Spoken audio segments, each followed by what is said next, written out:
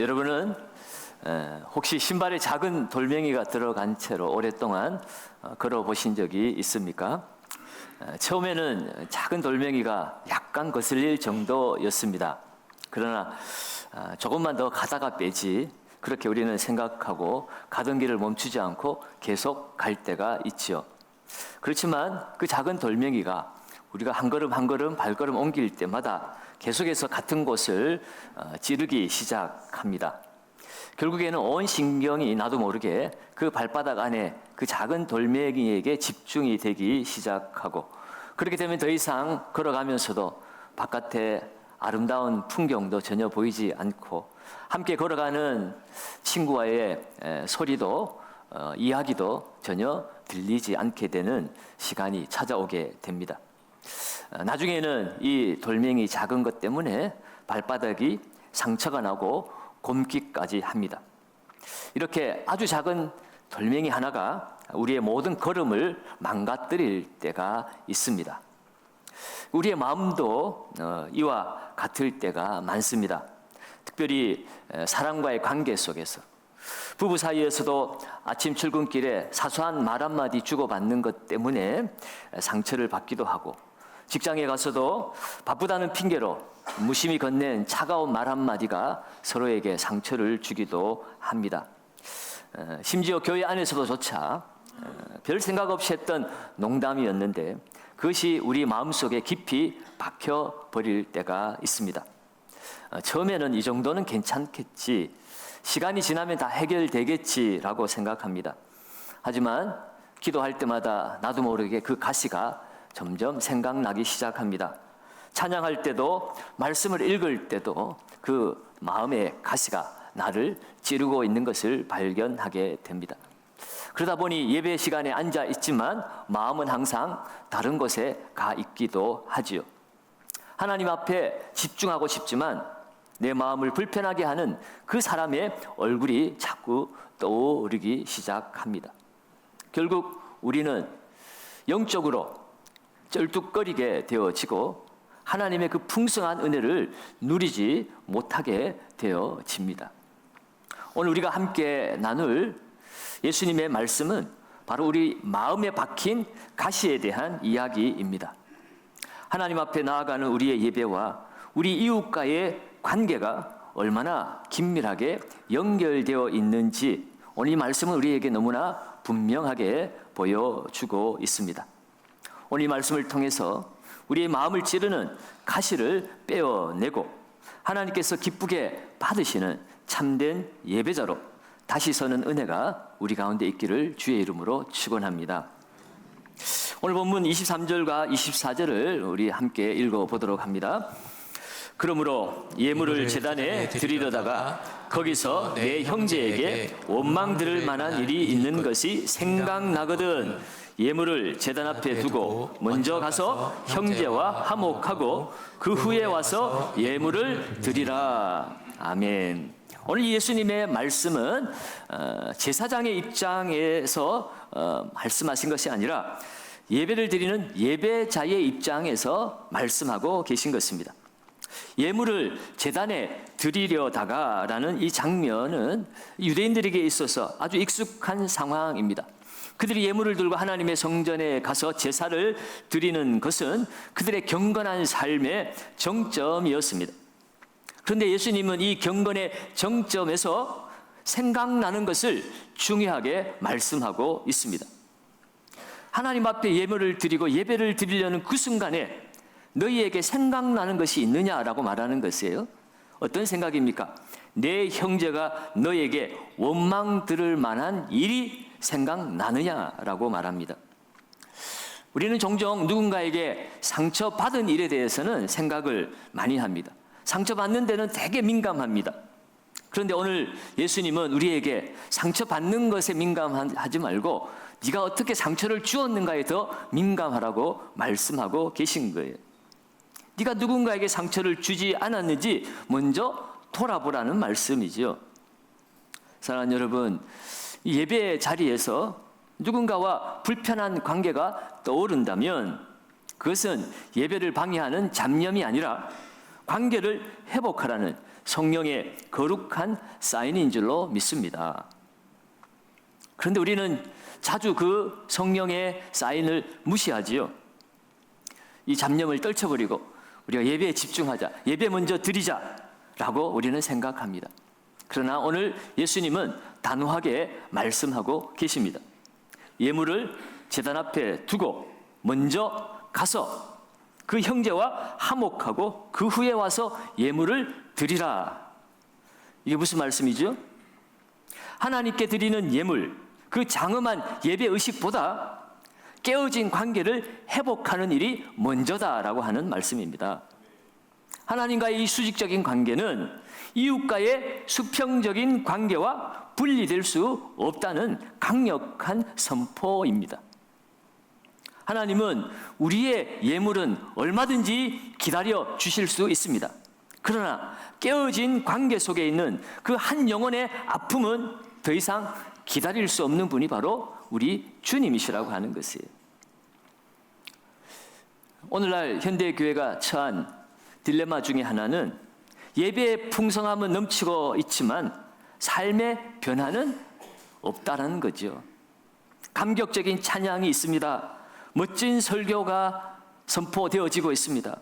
눈물의 기도까지 있습니다. 그런데 사랑과의 관계는 여전히 깨어져 있습니다. 공동체 안에 불편한 감정들은 여전히 사라지지 않고 자리 잡고 있습니다. 주일 예배는 영광스러운데 평일에 직장에서, 가정에서, 친구와의 관계 속에서 여전히 상처와 오해가 가득한 모습을 우리는 발견하게 됩니다. 여러분, 이것이야말로 예배의 본질을 상실한 모습입니다. 오늘 예수님은 먼저라는 단어를 강조하셨습니다. 예배보다 먼저, 기도보다 먼저, 찬양보다 먼저 뭐 하라는 말씀입니까? 우리의 삶 속에서 깨어진 관계를 회복하라는 것이에요. 진짜 예배는 제단 앞에서 눈물 흘리는 그 순간이 아니라는 것입니다.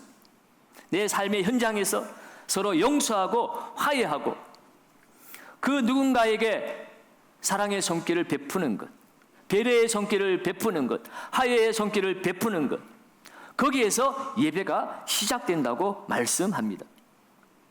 여러분, 이 순간에 혹시 떠오르는 얼굴이 있습니까? 나 때문에 아파하고 원망하고 있을 그 사람을 외면하지 마시기 바랍니다. 오늘 예수님은 우리를 향해 명령하십니다. 예배를 멈추어라. 그리고 먼저 가라. 그리고 화목하라는 것입니다. 그것이 바로 하나님이 기쁘시게 받으시는 참된 예배의 시작입니다. 예수님은 그 가르침을 여기에서 멈추지 않으시고 훨씬 더 긴박한 비유로 우리에게 말씀하십니다. 25절과 26절 말씀입니다. 우리 같이 한번 더 읽어봅니다. 너를 고발하는 자와 함께 길에 있을 때에 급히 사화하라. 그 고발하는 자가 너를 재판관에게 내어주고 재판관이 옥리에게 내어주어 옥에 가둘까 염려하라. 진실로 내게 이르노니 내가 한 푼이라도 남김이 없이 다 갚기 전에는 결코 거기서 나오지 못하리라. 아멘. 이제 장면이 옮겨집니다. 성전에서 어디로 갑니까? 법정으로 가는 길거리로 장면이 바뀌어집니다. 그런데 누구와 함께 있습니까? 나를 고발하는 자와 법정으로 가는 그 길 위에 함께 있는 아찔한 상황이 펼쳐지고 있습니다. 여러분, 이 상황에서 지혜로운 행동은 무엇일까요?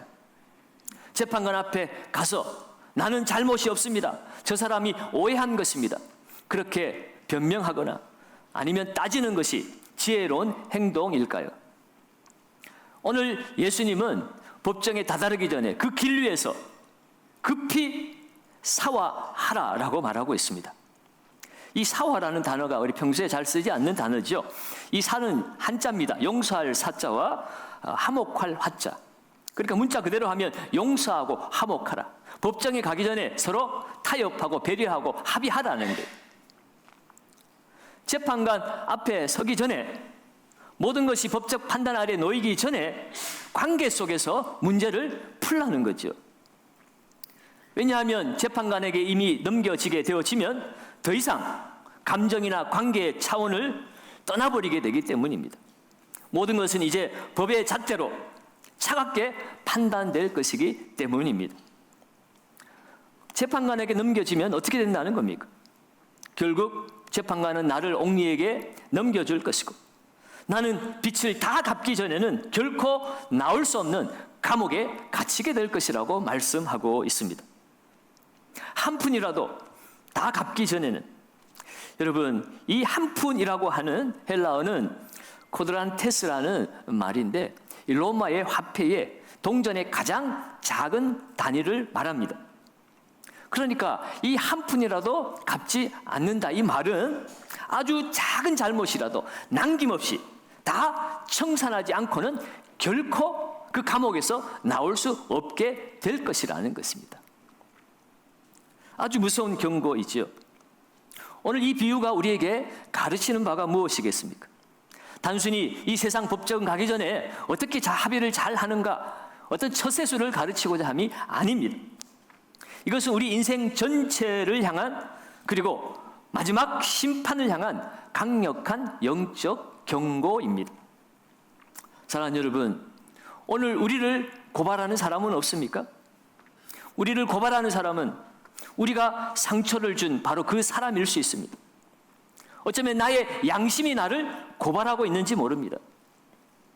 궁극적으로는 우리를 참수하는 사단이 고발자일 수 있습니다. 그리고 그것을 심판하시는 재판관은 누구일까요? 바로 만물의 주인 되어주시는 우리의 하나님이십니다. 우리가 이 땅에서 살아가는 그 길 위에 있을 때에 이웃과 맺힌 그 관계를 풀지 않으면 마지막 심판 때 심판주 되신 하나님께서 그 모든 것을 다 드러내실 것이라고 말씀하고 계신 것입니다. 그 심판대 앞에 섰을 때는 더 이상 변명도 합리화도 통하지 않습니다.